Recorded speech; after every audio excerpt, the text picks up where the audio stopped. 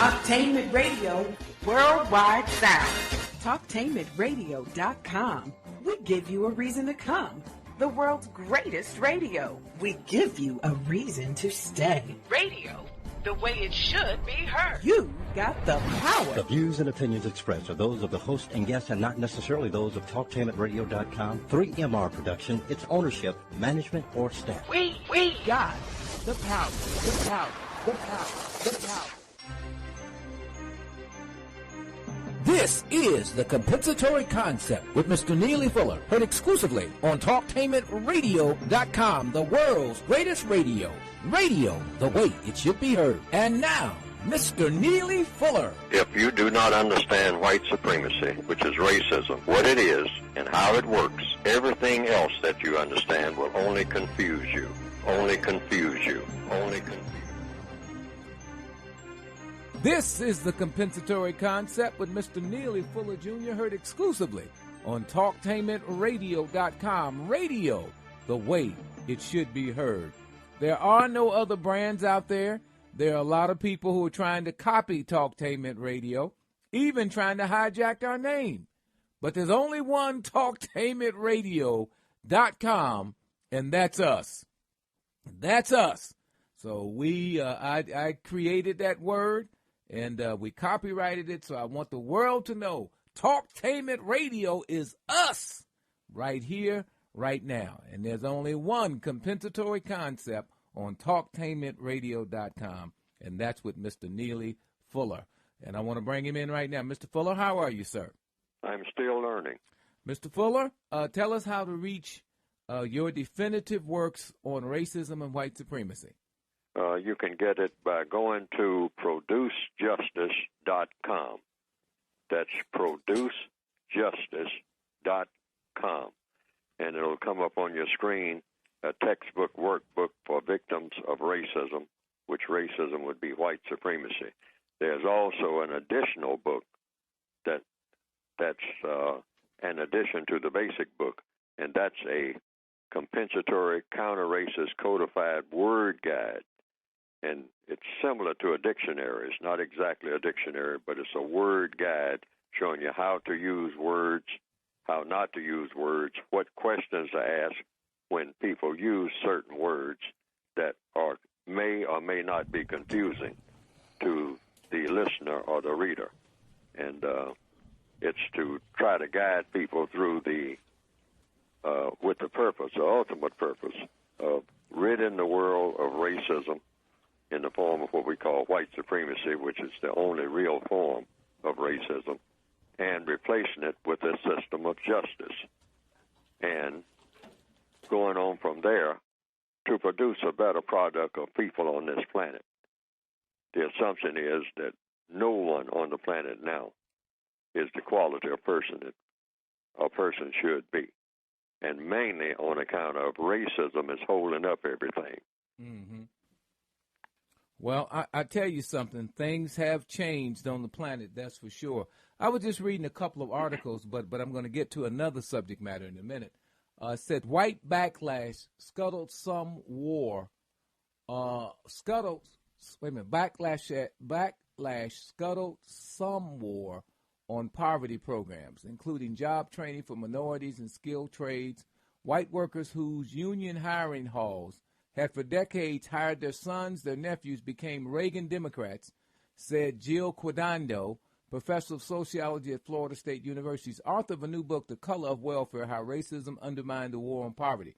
White union members, she said, saw minority trainees as a direct threat to their prerogative to choose who was to be hired. Mr. Fuller, you remember the so-called war on poverty, don't you?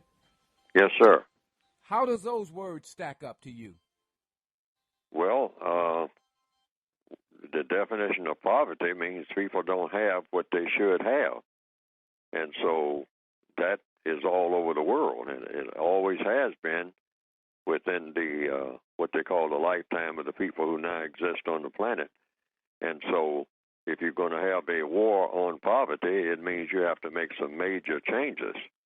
And all of those changes apparently have not been made. In fact, no dent has been put in it substantially. People still don't have the things that they need. the majority of the people on the planet. That should be the goal of everybody on the planet, to see to it that would be the definition. At least that's the compensatory definition that I made up. There's no legal definition. I found out in 1994 that there's no legal definition for the word justice. Right. So I said justice, in my opinion, consists of two parts: guaranteeing that no person is mistreated. That's no person being mistreated anywhere. That should be the goal of everybody on the planet. That's number one. Number two, guaranteeing that the person that needs help the most gets the most constructive help in all 9 areas of activity: economics, education, entertainment, labor, law, politics, religion, sex, and war. Okay. Now, Mr. Fuller, now there's a second piece to this. It says this piece comes from Black Agenda Reports, which I think is an excellent website in terms of giving us up-to-date, timely information from a black perspective, a perspective of looking at searching for truth and justice. The war on poverty accomplished many of its goals, according to Annalise Orlek, professor of history at Dartmouth University and co-editor of the War on Poverty, Grassroots History, 1964 to 1980.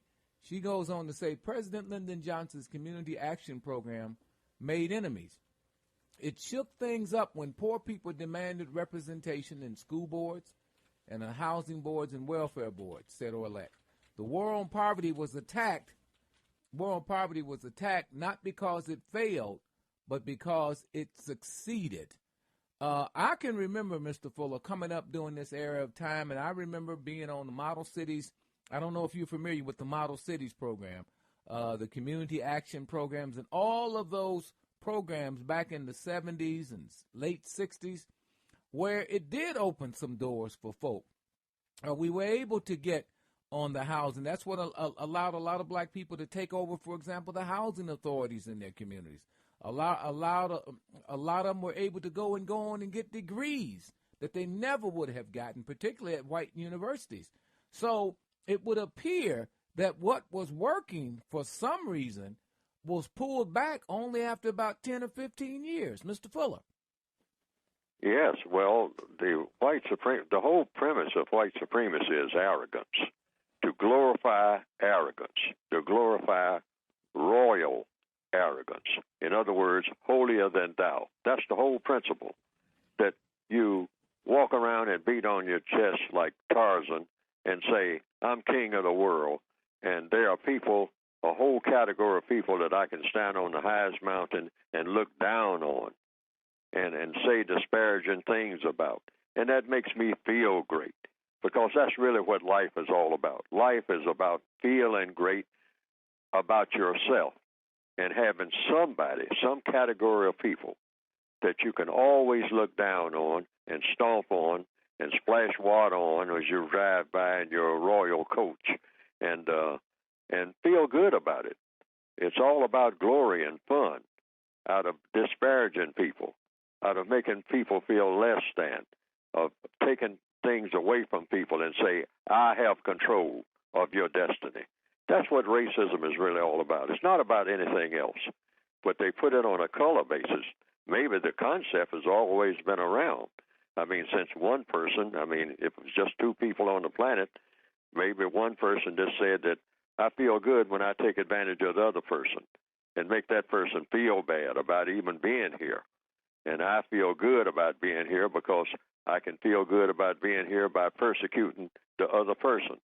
So that type of idea spread all over the world.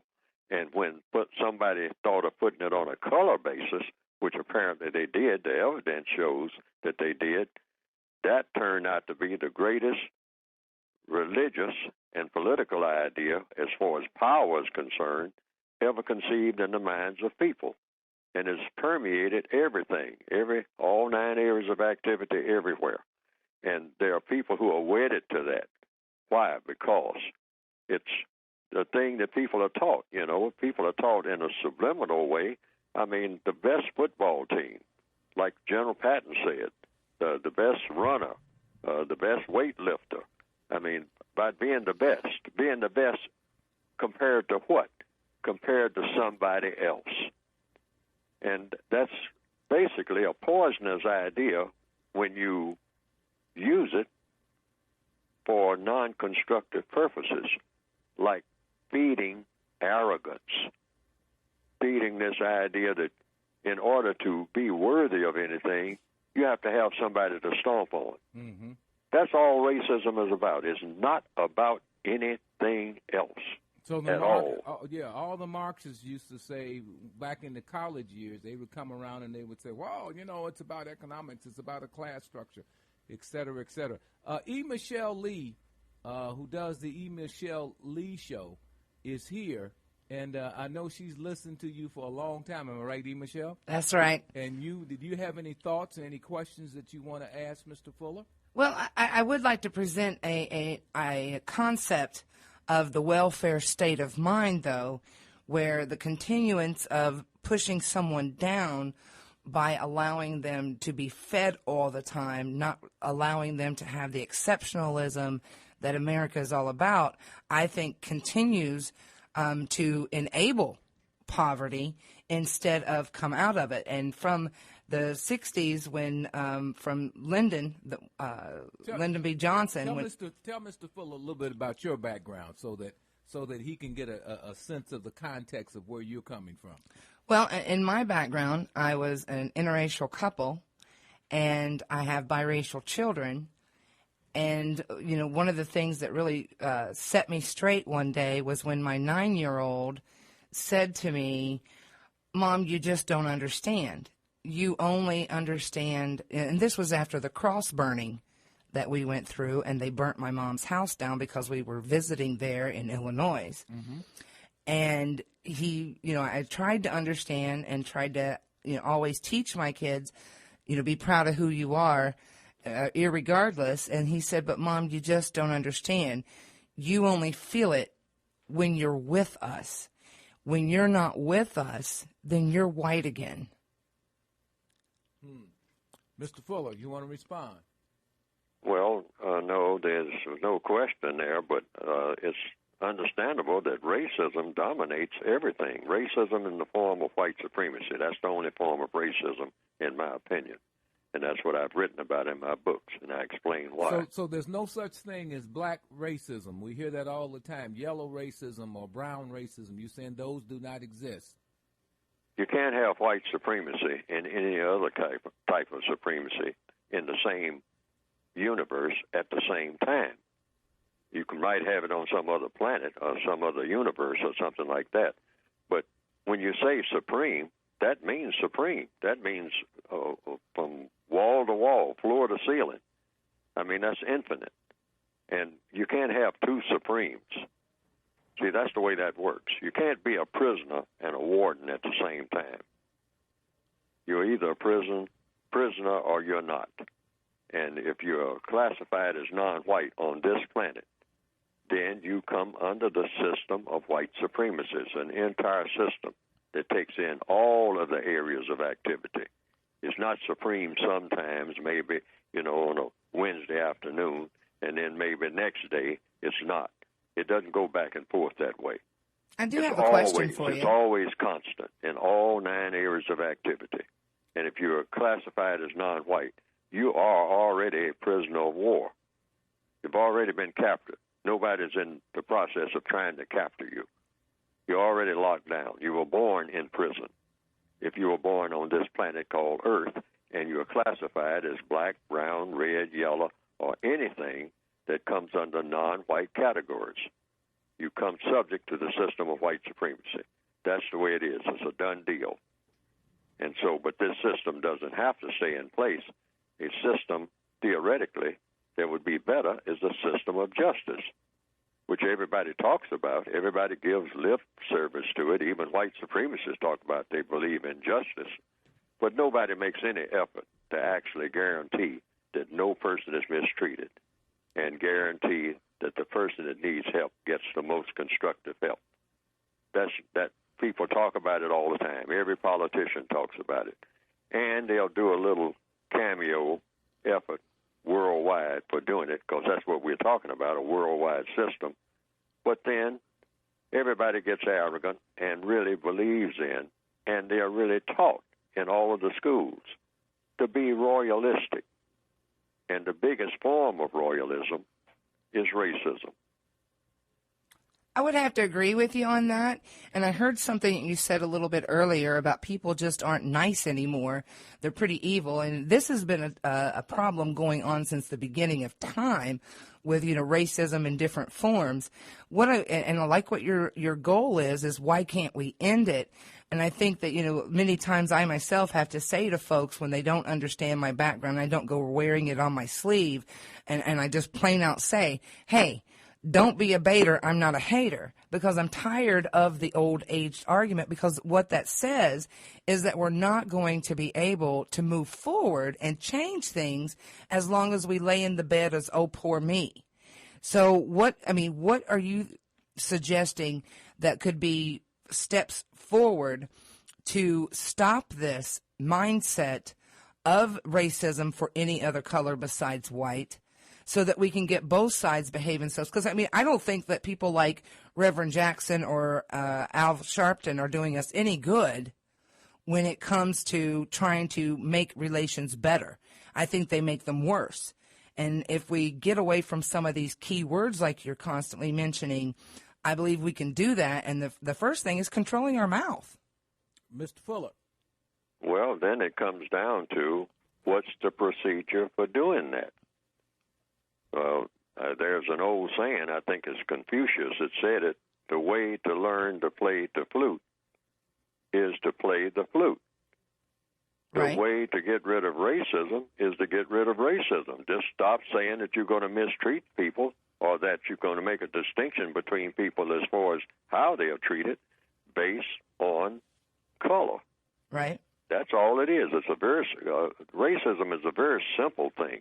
It's not complicated at all, because all it takes is just a person walking down the street and say, now, that person is off distance, so I can't quite make out who that is or what that is, but it looks like a person. So then you get closer to the person. You say, oh, it looks like a male person from this distance. And so that's one category. And then you get a little bit closer, say, oh, it looks like a male person who has color in his skin. Now, boom, that's when it really gets serious, because that's a male person with color in his skin. How do you relate to a male person with color in his skin? That's the question that is asked every minute of every day by everybody on the planet when they approach what appears to be a person off distance. Off distance, it may look like some type of object and whatnot, because it's not moving maybe. But when you get closer, you see that it's a person. Then you might ascertain that it's a person of a certain gender, meaning usually male and female. How about width and height? Yes, right, width and height. I've always had that issue every now and then. Then you look most of all for the color of the person.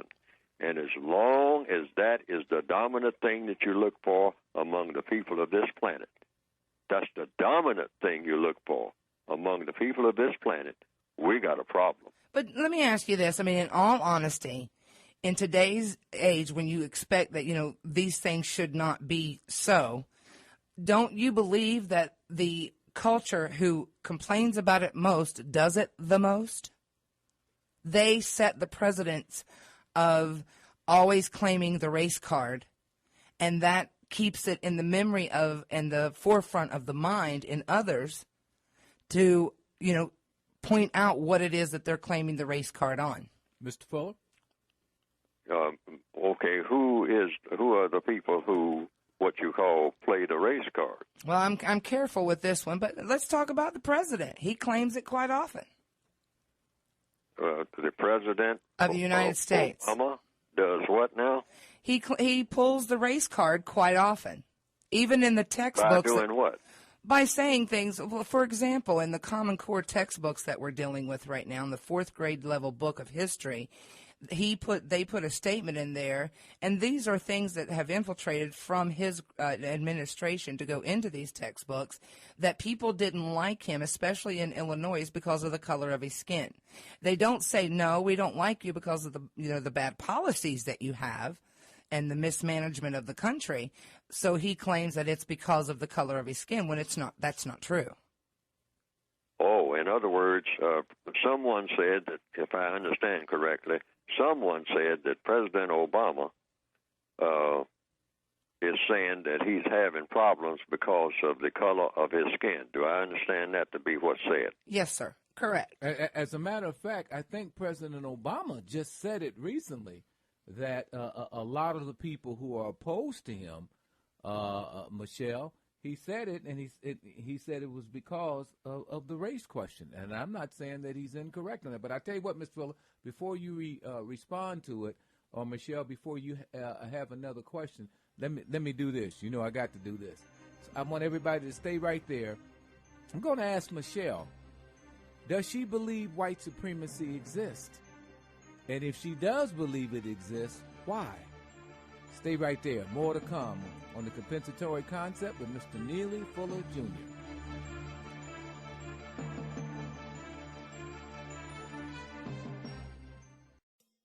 Talktainmentradio.com is the premier internet radio platform offering 40-plus talk radio-style programs professionally produced, optimized for online distribution, featuring Columbus, Ohio on-air personalities. Talktainmentradio.com offers listeners diverse programming options covering topics such as arts and culture, love, life and relationships, technology, religion, paranormal activities, local and national politics, women's issues, alongside health and wellness.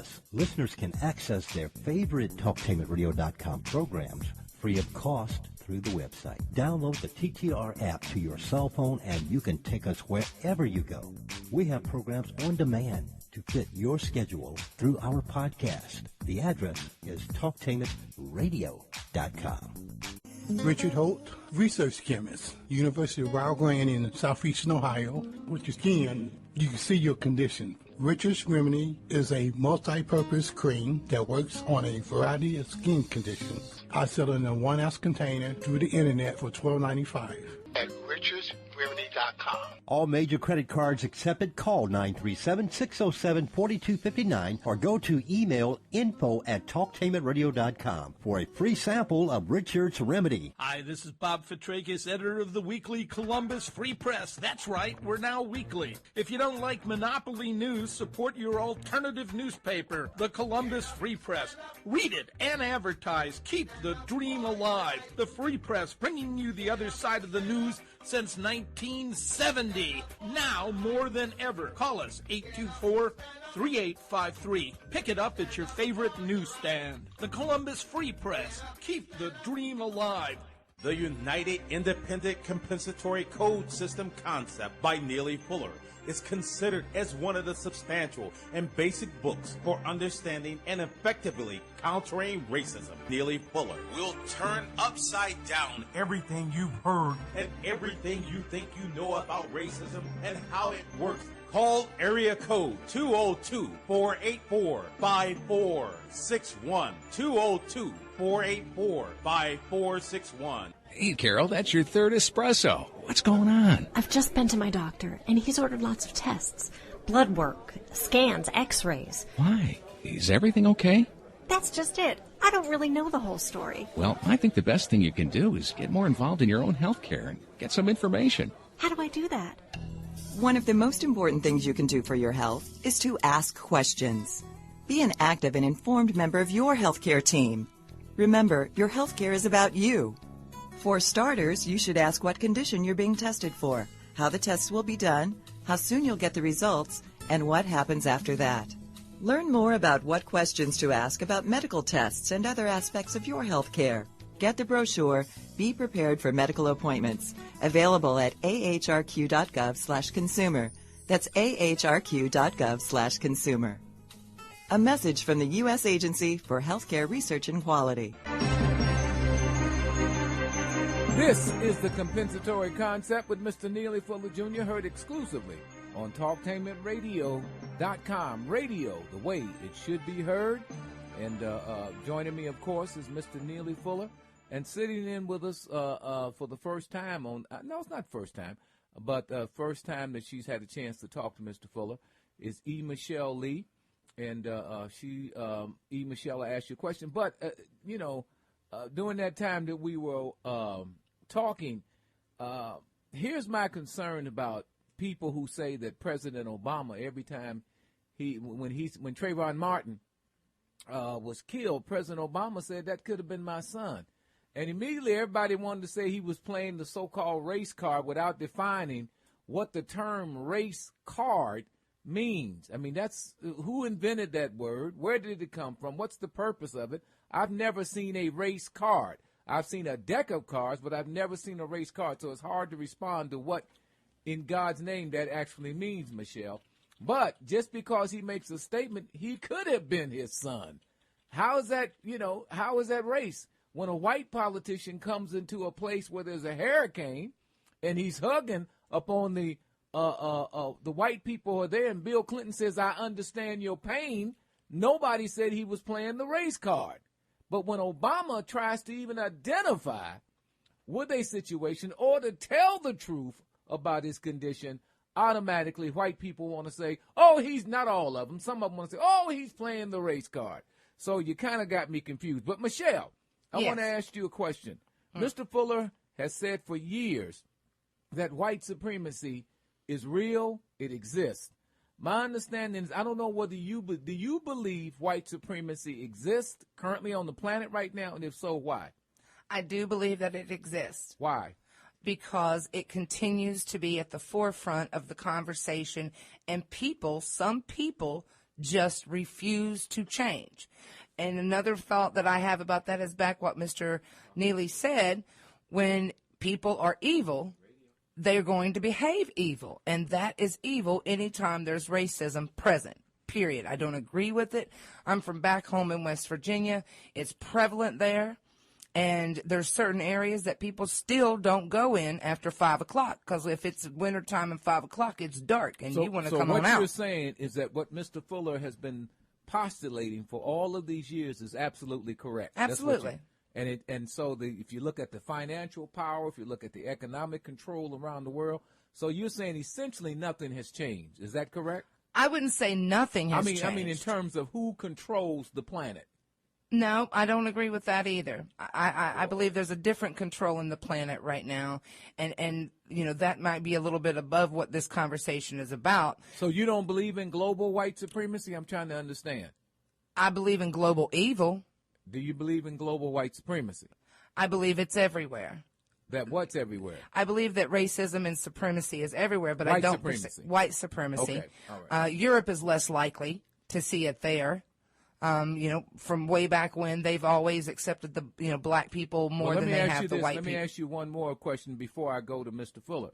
Do you believe that wherever white and black people exist, that white people, not all of them are racist, I don't believe that at all, but that white people dominate and control wherever black and white people exist? Do you believe that? No. You don't? Okay, no, Mr. Fuller. Yes. Well, and so what is the flat-out question? Does white supremacy exist? Is that it? In all 9 areas of activity, 24/7, everywhere on the planet? And according to what I have written, and according to the analysis that I have made, whether it's true or false, the answer is yes. In other words, first thing you look for in solving any problem is go for the truth, even when it hurts, particularly when it hurts. Go for it anyway. You go to a doctor's office, first thing you want to know is, give me a diagnosis. That's why I'm in the doctor's office. I got a problem. Now, whether it's in politics or in medicine or anything else, in science, if you're going to solve a problem, you got to be straight up about it. You can't half-step. If you do, you start doing what people do when they're fooling themselves, and that's the essence of lack of self-respect. That also, something worse than that, and that is, that's not solving any problems. doctor makes a misdiagnosis, if the person has lung cancer and the doctor wants to say, well, because I like the person or because, I'm busy or because of this, that, and the other, I'm just going to give the person an aspirin and send them home. The person has lung cancer, and aspirin is not going to do it. So you got to make the correct diagnosis, and some people will go into a doctor's office. Most people don't like to. Some people will go in wanting a doctor to tell them something that's not so. No one, in my opinion, should ever do that. I don't intend to ever do that because I know at some point some doctor's going to say, hey, there's nothing we can do. I'm going to give it to you straight dose. There's nothing we can do. You're terminal. I understand that it's there. So it's the same with the thing. You want to make the diagnosis first, correct, whether anything can be done or not. Because the first step toward curing anything is to make the correct diagnosis. I'm saying, and people will disagree, but I'm saying all of the evidence shows, if you're looking for truth, the system of white supremacy is the dominant religious and political system on this planet now, 24/7, not half-stepping, not just going to some place called West Virginia and running into it every now and then. No, it's everywhere all the time in everybody, and everybody on the planet is affected by it tremendously. Not a little bit, I mean overwhelmingly, 24/7 all day long. Everybody on the planet, classified as white or non-white, is total conflict going on there. In essence, even when it appears to be tranquil on the surface, it's nothing but conflict. It's nothing but pure poison. And the racial element is there all the time, even when it doesn't appear to be there. Everybody's laughing and drinking champagne in Bermuda on some beach and black and white together and all like that. That is a complete farce because it hides the fact of the overall picture. So these little incidences of touchy-feely and all like that and kumbaya on incidents. I saw something in the paper the other day about some white people getting together with black people and all singing gospel music and all like that. These are cameo appearances. And it's not helping to solve the problem at all because we are dodging the bullet of saying, hey, we got to pull this thing up by the roots. We got to come up with a formula. That's one thing we don't have, that eradicates this thing in record time, like overnight. This dragging it out, with these piecemeal well, let's all get on a hospital ship and go to different parts of Africa and give a few people a few injections and whatnot, and then take off to the next port and wave everybody goodbye and say, look forward to us coming around next year, and we will, cure a few more people of tuberculosis. Maybe we will. Or maybe we'll get tied up somewhere else. But we got good intentions. Well, good intentions on this thing is not cutting it. We need a all-out world priority of saying racism is the cause of the world's problems, and we got to get rid of it with the same type of zeal that we put into World War II. Everybody gear up 24/7. Everything running nonstop, 24/7. In World War II, everything got geared up. Everybody was, rationing and everything. A lot of things you couldn't get on account of everybody was geared up to fight World War II. They said, there is no priority bigger than this. None. Don't even stop to talk for 15 minutes about anything else.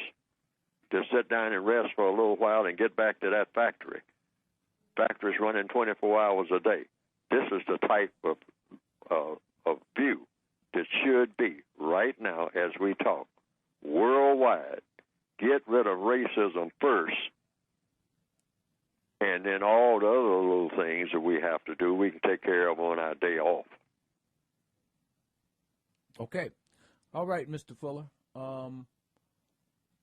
I also wanted to jump around a little bit. We appreciate E. Michelle's input on that. I wanted to jump around to, I don't know, did you have a chance to watch the Seattle championship football game this past weekend? Mr. Fuller?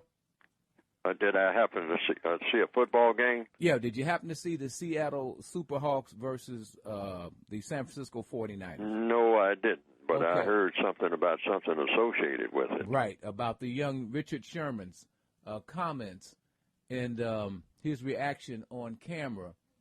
And a lot has been made out of it, and some of it has taken an ugly turn. Mr. Fuller, let's talk about, we don't get into this that much, even though it's in the area of entertainment. Sports.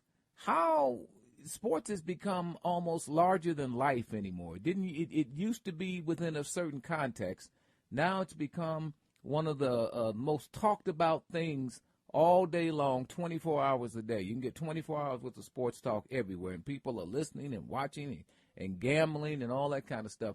What does the code say about gambling? What does it say about sports, Mr. Fuller? Well, sports are supposed, and if you use it for health reasons or something like that, or to teach people how to interact with people in a constructive manner, they're just like any other form of activity. I mean, people on the planet have to engage in some type of activity. I mean, you're a farmer, or you a person who is trying to build something, like build a house or something like that. And an activity is what they call sports, where people interact with each other in order to entertain each other. Now, that comes down to what's the purpose of entertainment, period.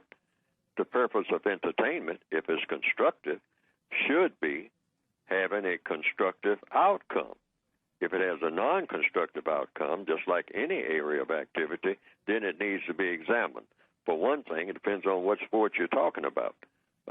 I don't particularly care for golf, but I think golf has a way of teaching people discipline and concentration, and you're knocking a little ball around and sailing it through the air and all like that under somewhat, most of the time, pristine conditions. Now, if this has a healthy effect on the mind, then you go with it. For years, I have taken a stand. I mean, when people ask me about it, I say boxing shouldn't have never existed in the first place. Why? Oh, because it's about doing a brutality. That's all that is. That's just an updated version of the gladiators in the Roman circus. Mm-hmm. That's all that is. Mm-hmm. You ring a bell, and one person jumps out there with the intention of doing bodily harm to another person, meaning knock that person out. That's what you're doing. Now, when a person does it out here on the street, walks up and knocks somebody out, they say that's a tremendous, horrible crime. But when you say that you get in a ring and do the same thing, because that's what you're doing, I mean, ladies, all around, drinking champagne all around the boxing ring, as they call it, and say, kill him. That's what some of the people are shouting out.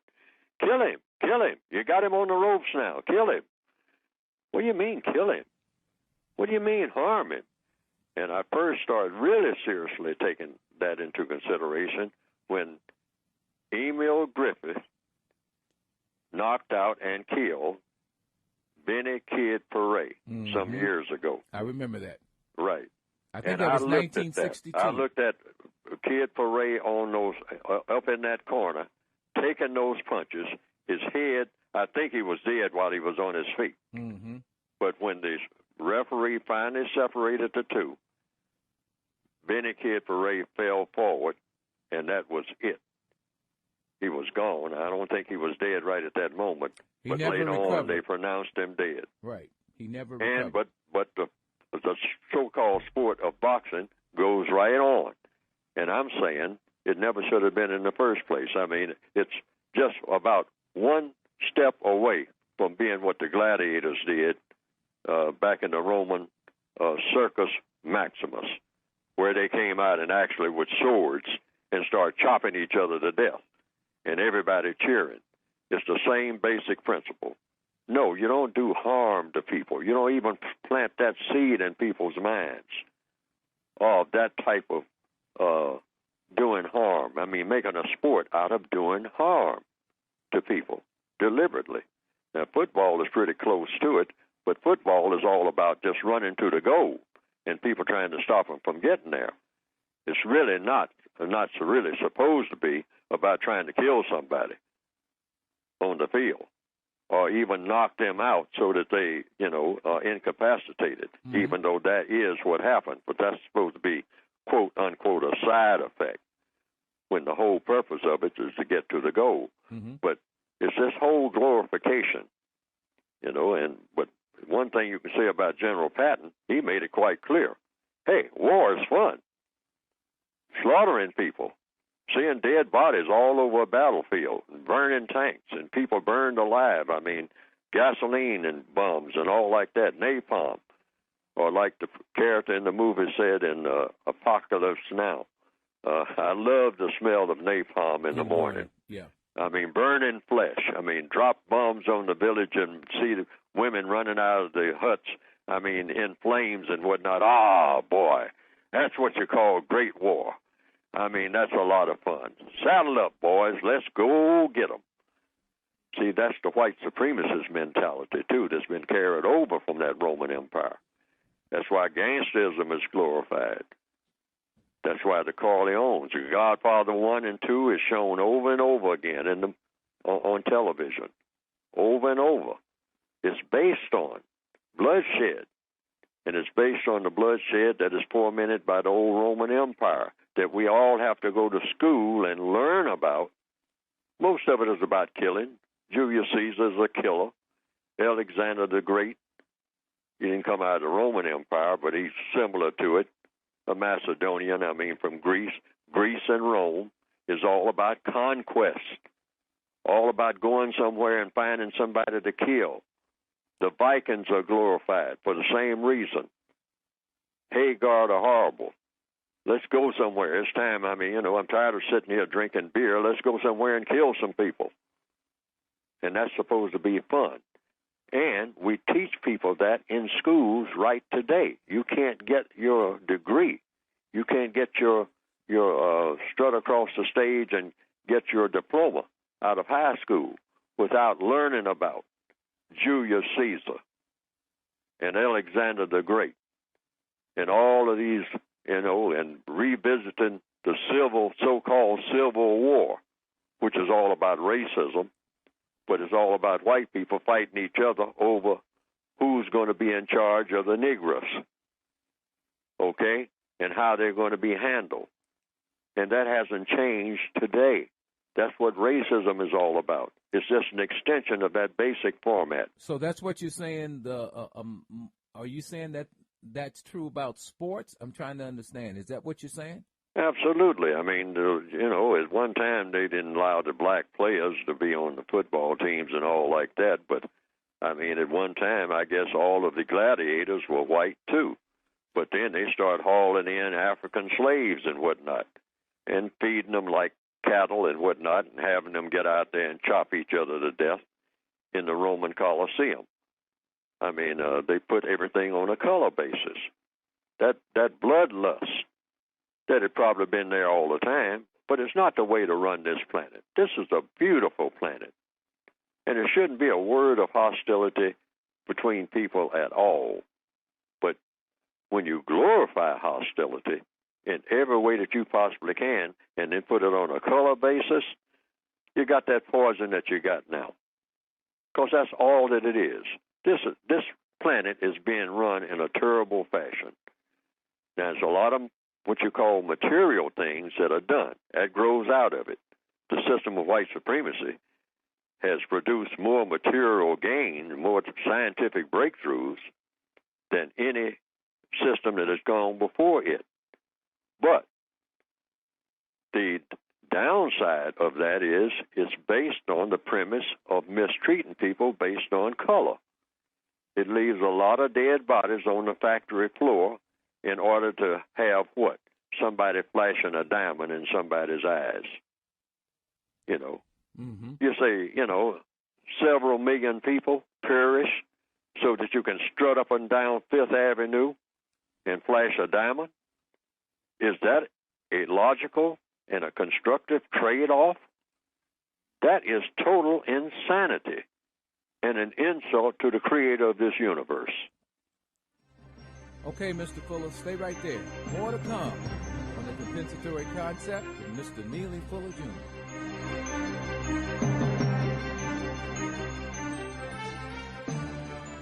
Hey, Carol, that's your third espresso. What's going on? I've just been to my doctor, and he's ordered lots of tests. Blood work, scans, x-rays. Why? Is everything okay? That's just it. I don't really know the whole story. Well, I think the best thing you can do is get more involved in your own health care and get some information. How do I do that? One of the most important things you can do for your health is to ask questions. Be an active and informed member of your healthcare team. Remember, your healthcare is about you. For starters, you should ask what condition you're being tested for, how the tests will be done, how soon you'll get the results, and what happens after that. Learn more about what questions to ask about medical tests and other aspects of your health care. Get the brochure, Be Prepared for Medical Appointments, available at ahrq.gov/consumer. That's ahrq.gov/consumer. A message from the U.S. Agency for Healthcare Research and Quality.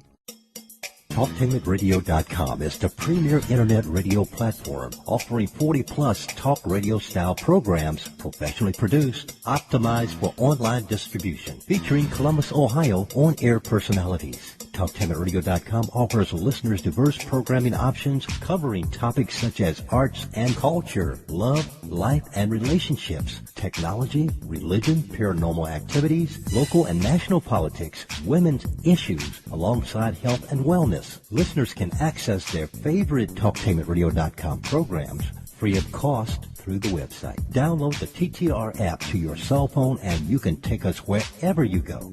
We have programs on demand to fit your schedule through our podcast. The address is Talktainmentradio.com. We're cracking down on Medicare fraud. The health care law gives us powerful tools to fight it, to investigate it, prosecute it, and stop criminals. Our senior Medicare Patrol volunteers are teaching seniors across the country to stop, spot, and report fraud. You can help. Guard your Medicare card. Don't give out your card number over the phone.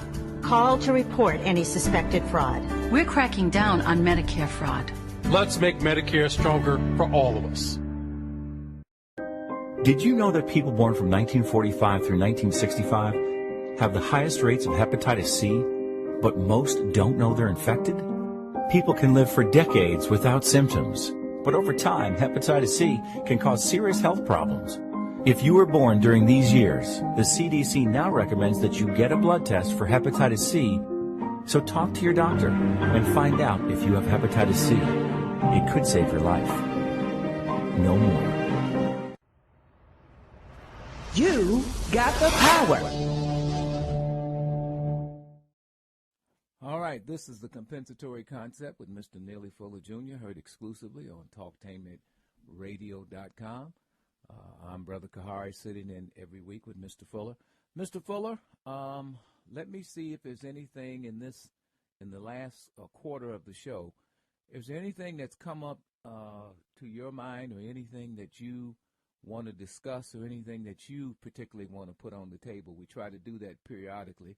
So at the beginning of this new year, let's see how anything that's come to you over the holidays or anything since that has been particularly on your mind that you want to talk about. Mr. Fuller. Yes, racial classifications. I'd like to get to that periodically, and I'm doing it now because someone called me about it this morning. And I couldn't get the gist of it.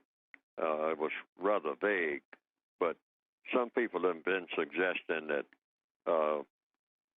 black people who are classified as black, shouldn't be thrown in the same categories with people who are classified as brown, red, yellow, beige, tan, and everybody should be segmented in these different categories, and that should be frozen in these segments. And then that's the way to approach the entire thing about racism, rather than the categories that I have, which are in the textbook for victims of white supremacy. And it's just three categories: white, non-white, and white supremacists. Now, the white supremacists are a political category. There's no such thing as a white, there's no such thing as a black race and a beige race and a yellow race or a brown race. It's just a white race. The white supremacists went around calling everybody else a race. If you ask the average person, when did they find out they were members of a race? It's because somebody told them. I mean, a person is born into this world, and somebody tells you what race that you belong to. Now, who is this somebody? It's always the white supremacists.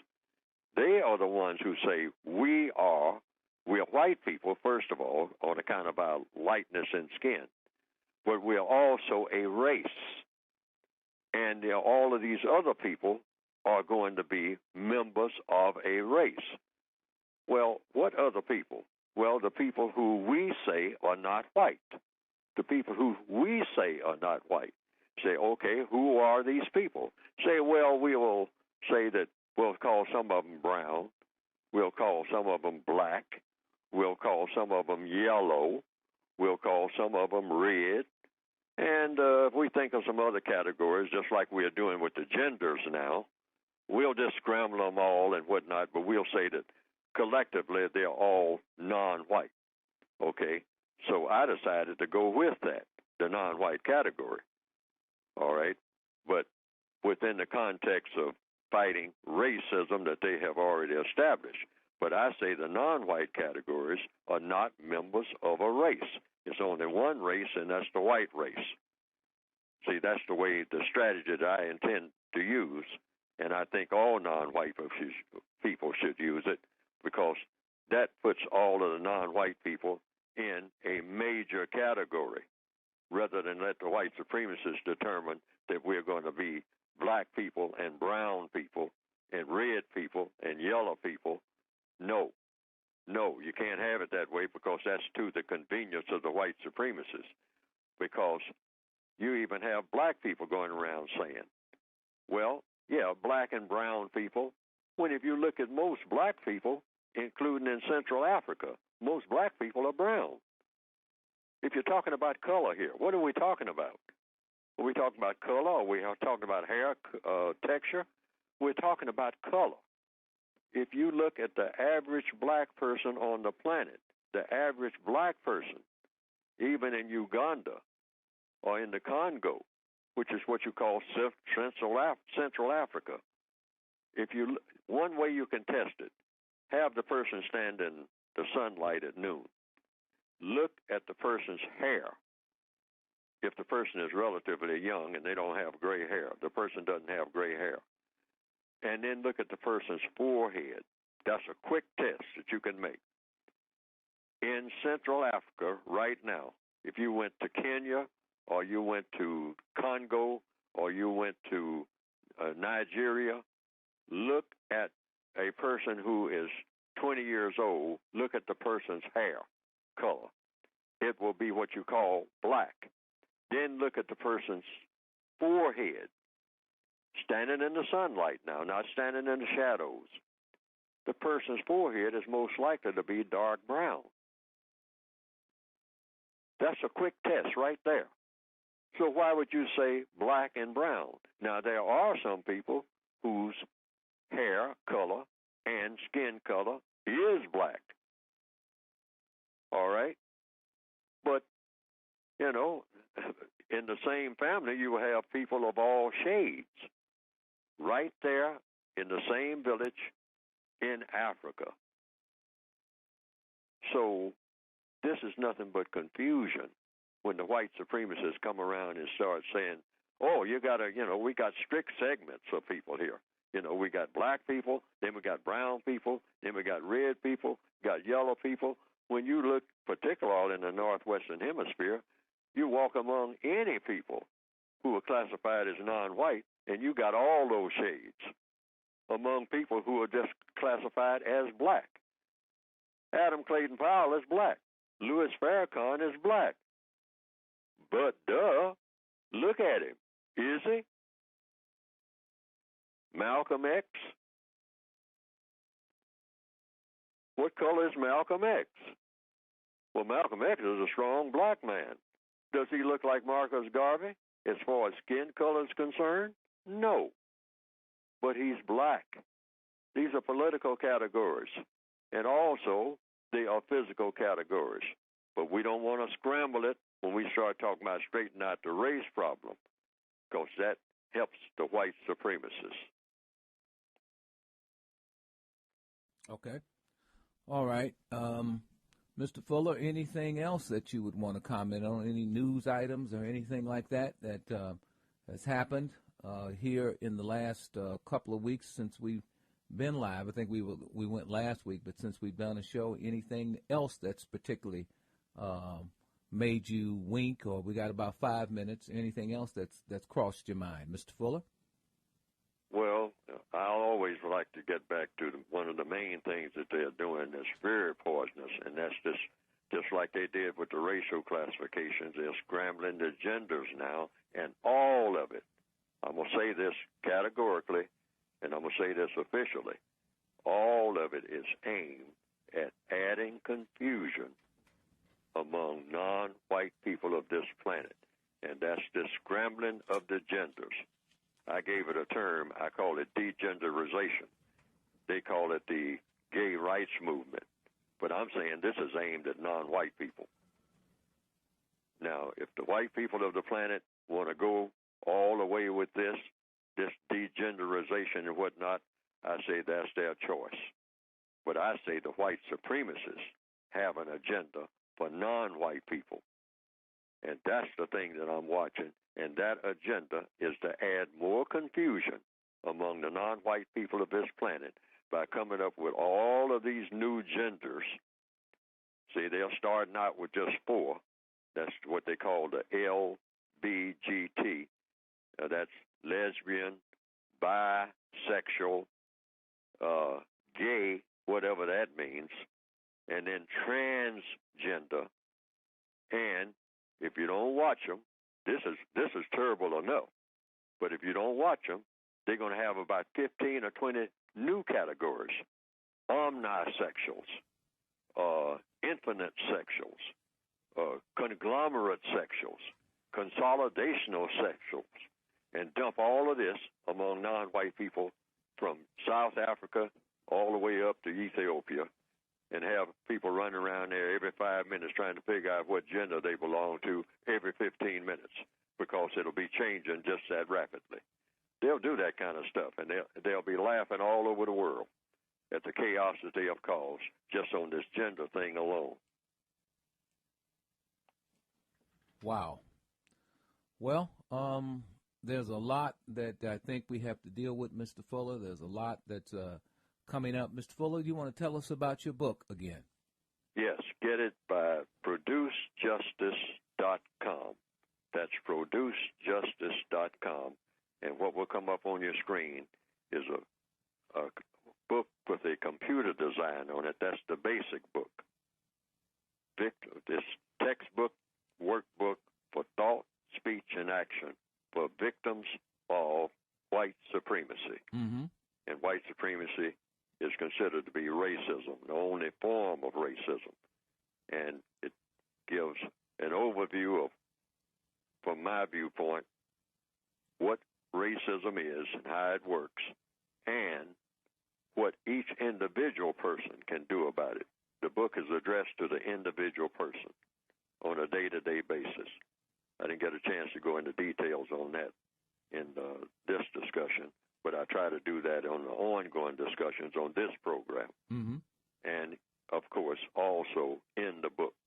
The other book is an addition to the basic book, and that's a compensatory word guide, because the glue that holds this whole system of racism together on a day-to-day basis is the way they use words. Okay.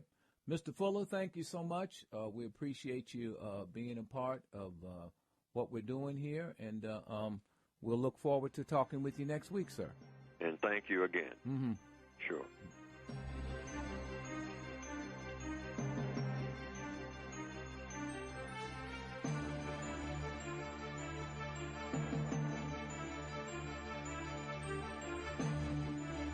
Thanks for listening to The Compensatory Concept with Mr. Neely Fuller, heard exclusively on Talktainment Radio.